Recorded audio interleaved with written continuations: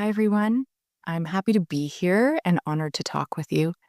My name is Rachel Brophy, and my presentation is called Children as Present Stories of Resistance in a Weighty World. I'm speaking with you from Toronto, Treaty 13. I'm on Indigenous land in the place we now call Canada. And as I was working on writing down my ideas for this little talk, I felt my own heaviness reemerge. As the world's injustices, the corruption, the violence, it continues, but we have more access to know it, to see it, to feel it. And there's so much that's making folks scared and unsafe and injured and anxious and heavy, and this includes the way that children feel. I'm a professor of early childhood studies, and I used to work as an early childhood educator. My PhD work explored the emotional relationship that early childhood educators have with their own childhoods. And I wondered about the image of the child that flows from those emotional experiences and then impacts the relationships we have with actual children, because it creates both barriers and possibilities. I'm also a mom, I'm a community organizer, and I like to make art. So I often think about the intersection of play, memory, learning, love, justice, and imagination. The work that I share with you today is not scholarly research in a traditional sense. Instead, I share anecdotes, many stories of real children meeting the crises and challenges of our present day. I intentionally hope that something I say in this little piece of time will resonate or spark a curiosity or a question, or maybe validate things that you already know. So first, I want to think about the image of the child as present. In the field of early childhood education, we spend a lot of time reminding ourselves not to confine our thinking about childhood solely to the futures we are building. We're pressured, though, to highlight the future in attempts to validate our own work, bring meaning, respect, and status to what we do by focusing on the outcomes. And it's also to secure funding via the economic argument of how quality early learning spaces and early years experiences can create healthy and successful adults. But we must press on in our focus to remember that children are whole people, here and now, experiencing their own lives in this world we share with them. While being in the present with children, it can ground us in our relations of care, practices of listening, and in that reciprocal process of teaching and learning, but it's still a really big challenge. So seeing children as present has weight for us. The shift in perspective makes us bear a heaviness because we're immediately more accountable to them, and this requires our recognition of children's direct experience and ways of understanding things like war, genocide, policing, fascism, illness, death, poverty, inequity. I could go on. But for me, my lens and understanding of children being present drastically shifted during the pandemic. So something new was generated and explored for me during this time as I saw the ways that children had to adapt with innovation as the very idea of the way of their own childhood, of what it meant, it was crumbling and they had to change in real time. So I'll start by sharing a few examples of how I saw play shifting and being reinvented at that time here in my context. So one of the first things was hiding. Over the first month of lockdown, I noticed my own 6-year-old started to find places to contain himself, small little places to hide or curl into. I started to ask other parents of children in the same age range, and I learned that this was a common theme for many of us who were stuck inside small homes with young children. So we can analyze it, of course, and is it a means to feel comfort? Was it a means to feel safety? Or was it replicating the actual feeling of being contained by the regulations that were imposed upon them? Another example I have from that time is something called Birds Cafe. A group of children that I knew had a game where they were drawing and cutting out 2D food items and selling it at a place they had invented and called Birds Cafe, and they were doing this in their after-school program. But when schools and the after school programs were closed down during the pandemic, the children continued to make the food and they did it at home. They found a way to video call each other, which was something they hadn't done before, and plan out the items they would make. And then they started to take orders from each other, from their families, and offered their cafe items for pickup or delivery. So they pivoted that word, right? They pivoted their play to meet their new circumstances.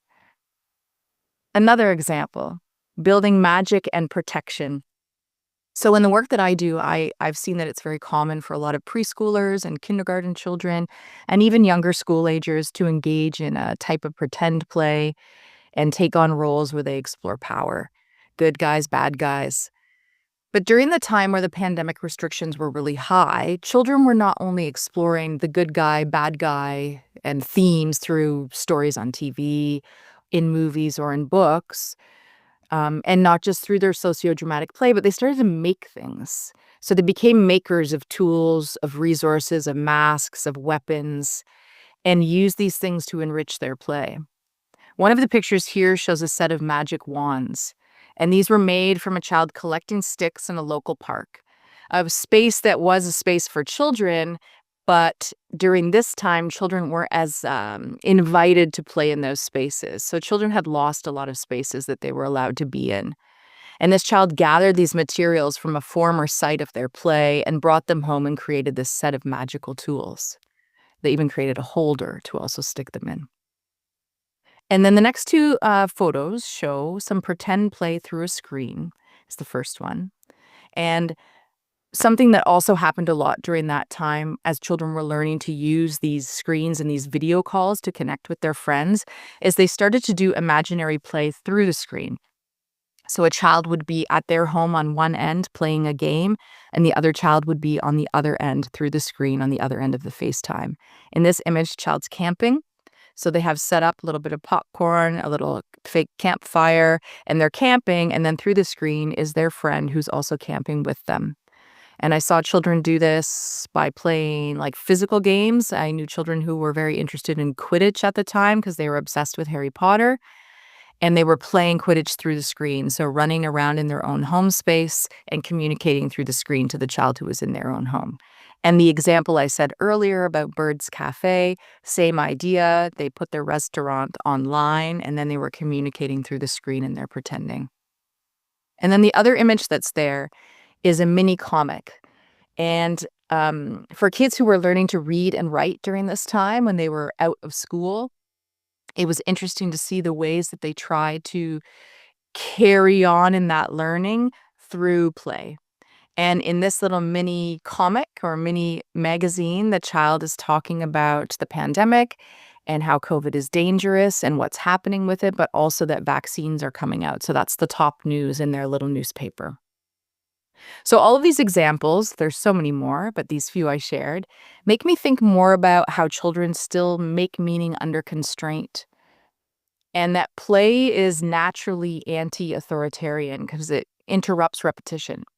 So when the world is more regulated and bound by rules, like it was in the pandemic, or we are existing under authoritarianism or fascism, or faced with constraints like fear-mongering or real threats, play is a space to break through that regulation. Children are moved into invention rather than falling in line. They're able to expand time and play spaces in nonlinear ways. And it was fascinating to see it unfold during that time. And as the regulated lifestyle imposed on children in my community via the pandemic restrictions was lifted, I continued to watch for how play was still evolving to meet the times and how children used their knowledge of this world that they were in to explore within their creative pursuits. So I continued to wonder how children would meet difficult times with acts of creativity, solidarity, commentary, and public messaging. The ideas that I feel, are sometimes contrary to a lot of what I've read from child development and education specialists or experts uh, who talk about children being behind or lacking because of what happened during the pandemic, that their reading is behind, their math skills are behind, their social skills are lacking.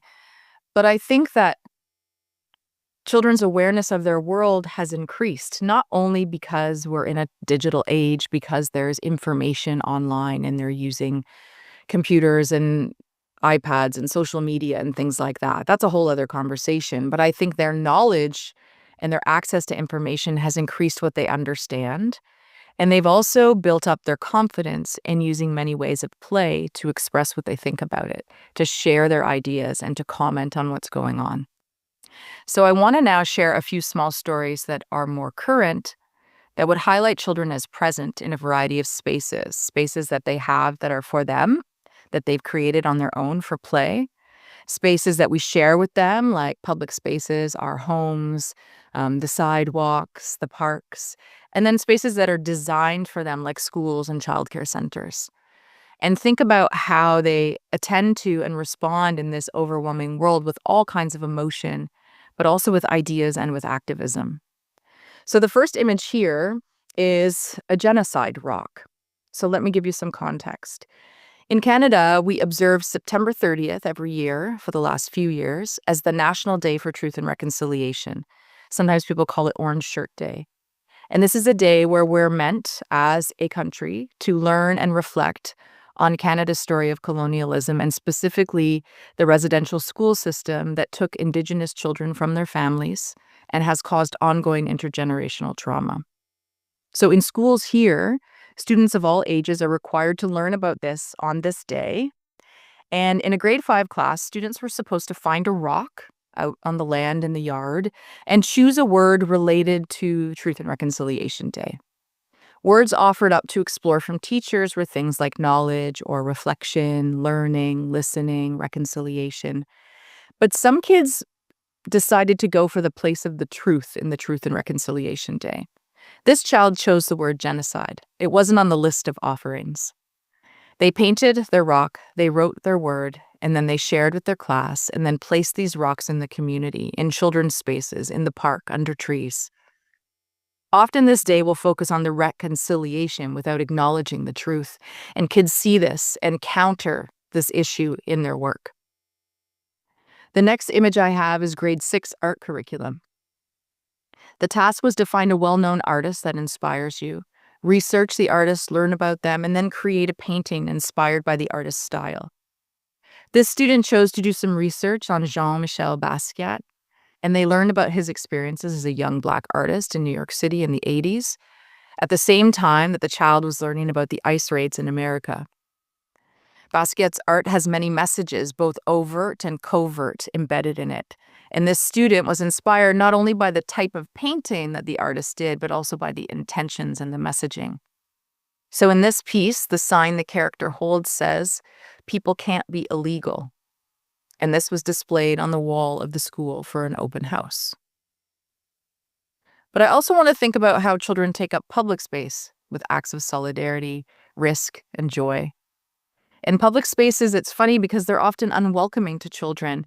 Places like grocery stores, the transit system, restaurants, even sidewalks. Sometimes people are frustrated by the way that children move slowly or quickly or excitedly or make noises within those spaces. So I really love to see the way in which children can take up space and how they do that. So in these images here, the first ones are showing sidewalk art. So a child using big, bold colors. It's in front of a college. So the college where I work, where children were drawing with chalk, and all kinds of passerbys were needing to walk by. And children were making hopscotches and making rainbows and writing messages. And it was really interesting to see the way the adults would use the hopscotch or not, or try to walk around it and not walk on children's spaces. And was it a sign of respect, or was it a sign of curiosity, or was it a sign of irritation? But children were taking up space. The next image there is a sign that a 8-year-old child made to attend a protest for Palestine, where they figured out what they wanted to write, wrote in their own writing, and then took it to the protest and held it and chanted and then brought it home and stood it up in their home so that it's there always as a reminder of not only the art, not only the experience, but also the message. The next slides, there are two images there. And one of them is in a middle school, there was a whiteboard put up in the hallways, big, massive whiteboards to encourage the grade 7 and 8. So these kids are 12 and 13 to not be graffitiing in the bathrooms and on the walls. So the school put up whiteboards, which is a great idea. And there's two rules for these whiteboards: no names and no politics. And then these are the things that children will write. And there's many messages like this.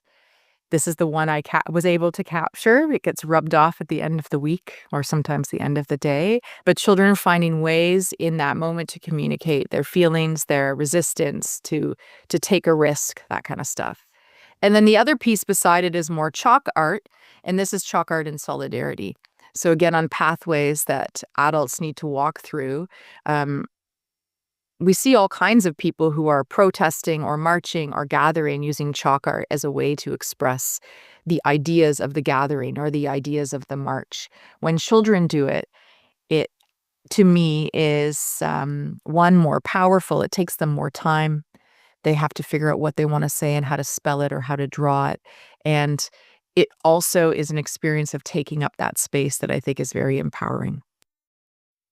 The next thing I want to speak about, sort of the final example of thinking of ways that children um, make themselves present and create, is the idea of children organizing on their own. So collective meetups and acts of dissent.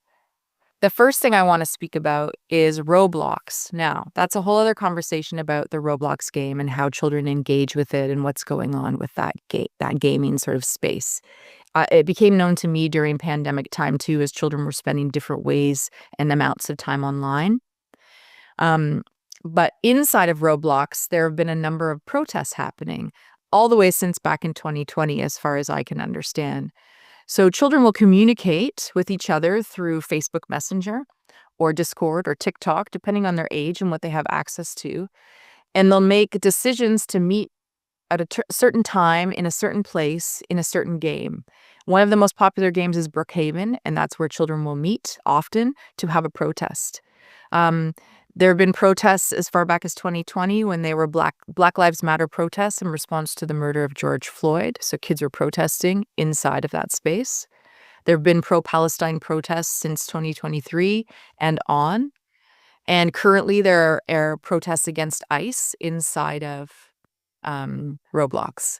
And the protests include gathering with signs, so their characters dress up. They make signs saying what they want to say and marching and chanting.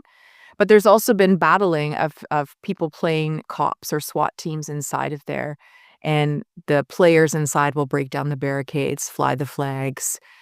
So this is fascinating to see. One, it's a lower risk way of engaging in a protest, but it's also a way for people to engage in a protest in the way that they want to, without adults saying you can't or you need to do it in this way.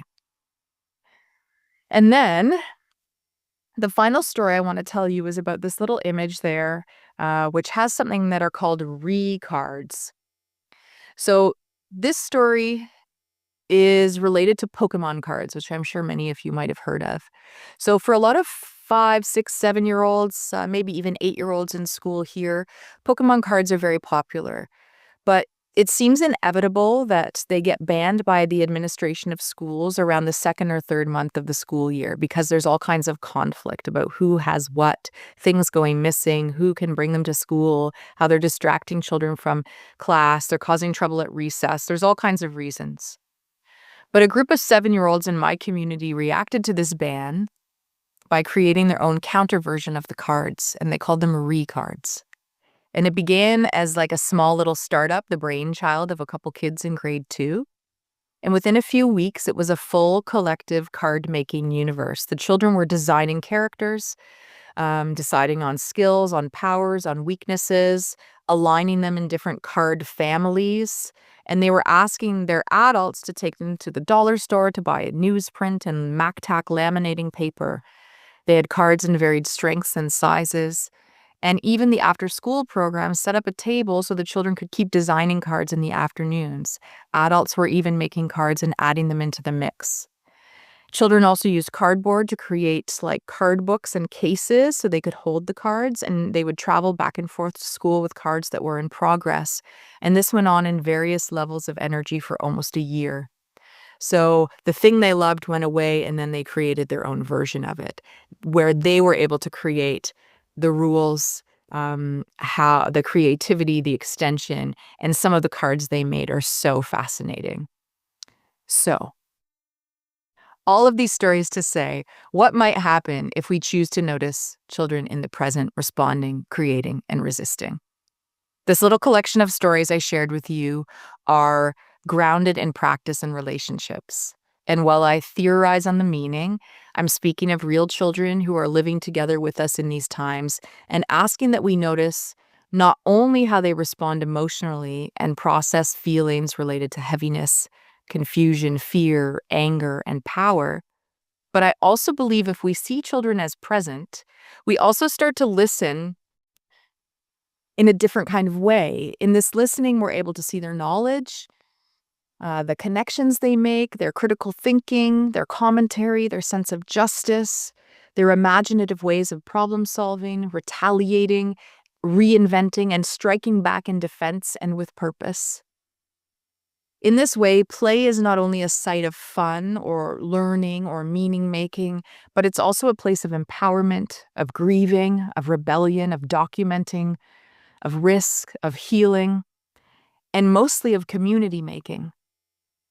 Children's creative narration is transformative and just as essential to liberation movements as moving through these times as organizing and activism that adults do. Children challenge positions of despair and play in the space of hope for a new world, one of their making. So I believe that one of our jobs is to hold the protected space of play so they can make it into what they need it to be for themselves and also for us. Okay, that's all. Thank you so much for listening. I look forward to talking with you.